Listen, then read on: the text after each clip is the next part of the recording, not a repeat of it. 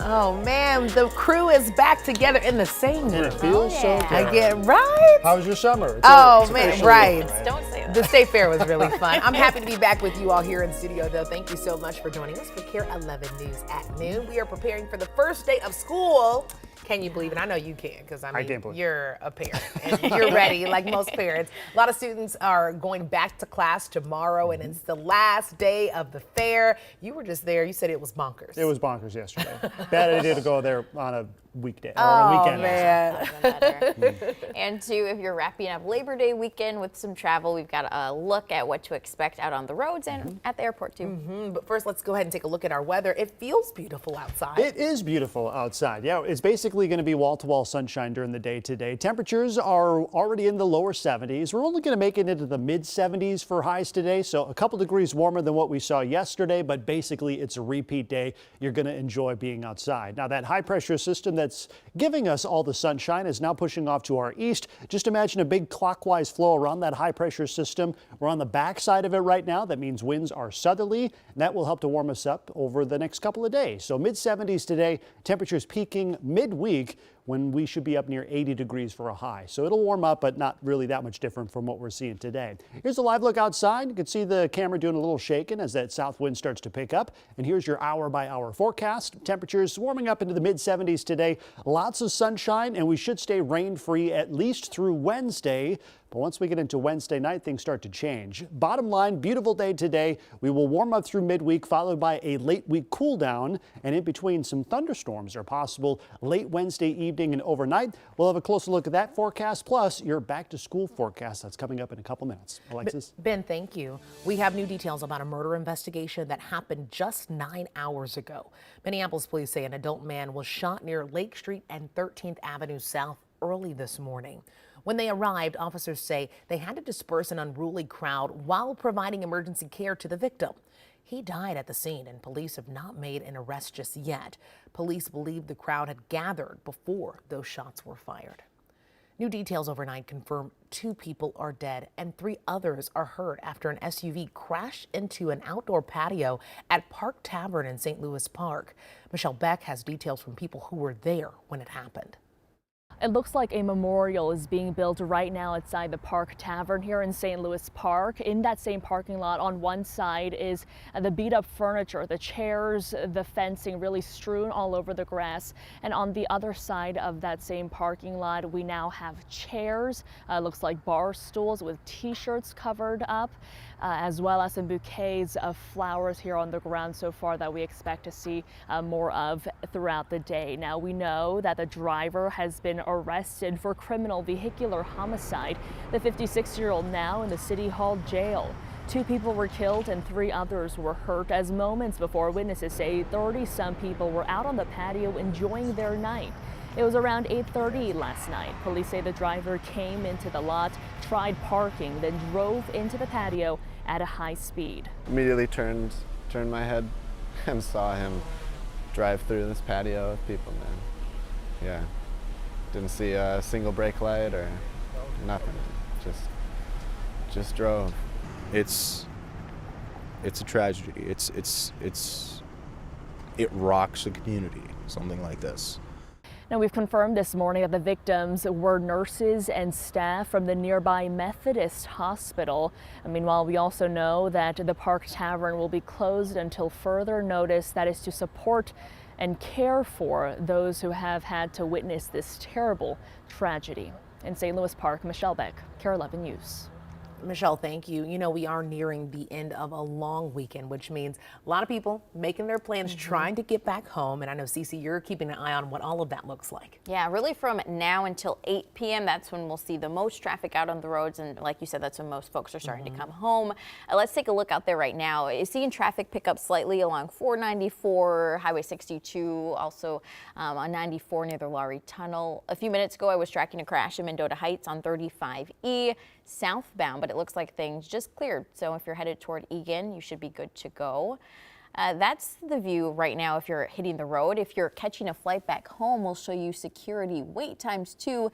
In Terminal 1, it looks like either terminal you go to, it'll be less than 10 minutes to get through. Terminal 2, only one terminal is open. Looks like it'll take you less than 15 minutes there.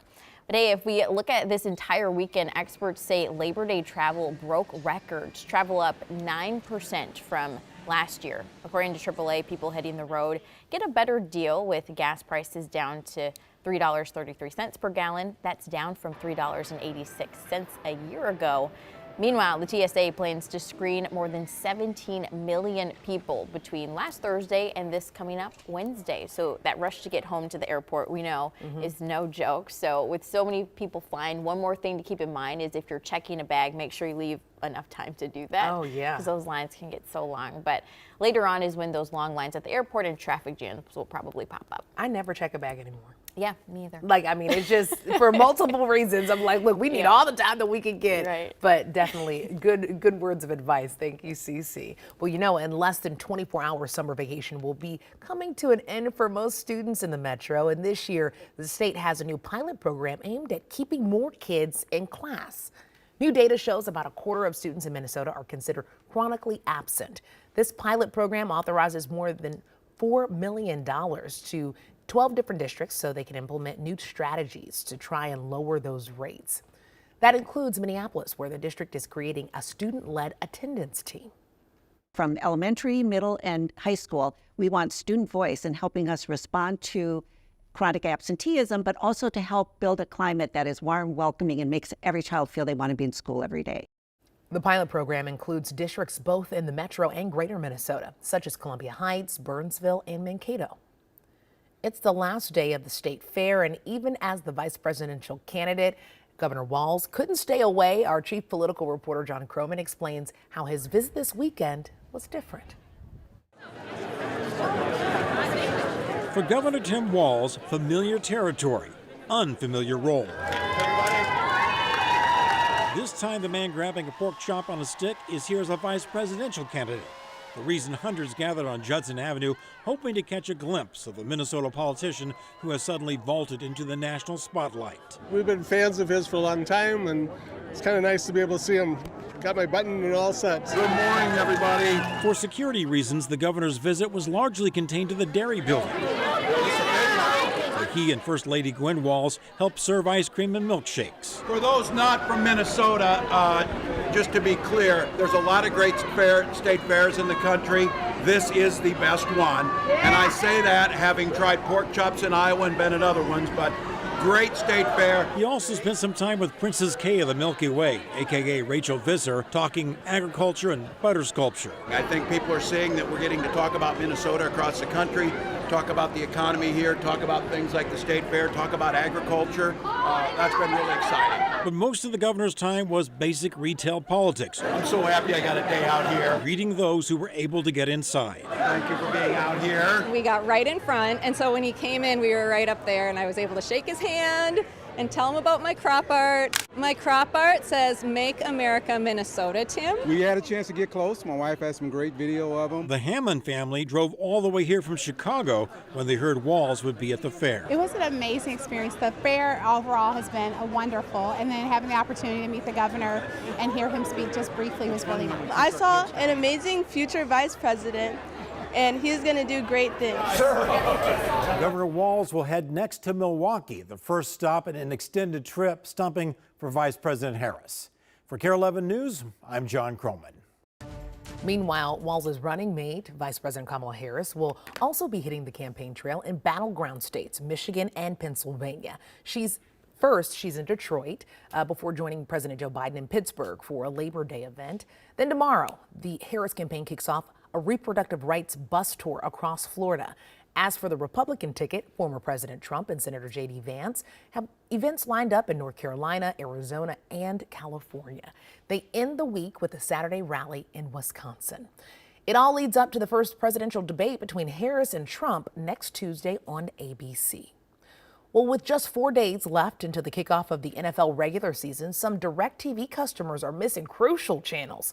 Disney cut access to ESPN and ABC for DirecTV users because of a dispute linked to a new distribution deal. It all happened last night before that big college football game between USC and LSU. Man, what a game that was.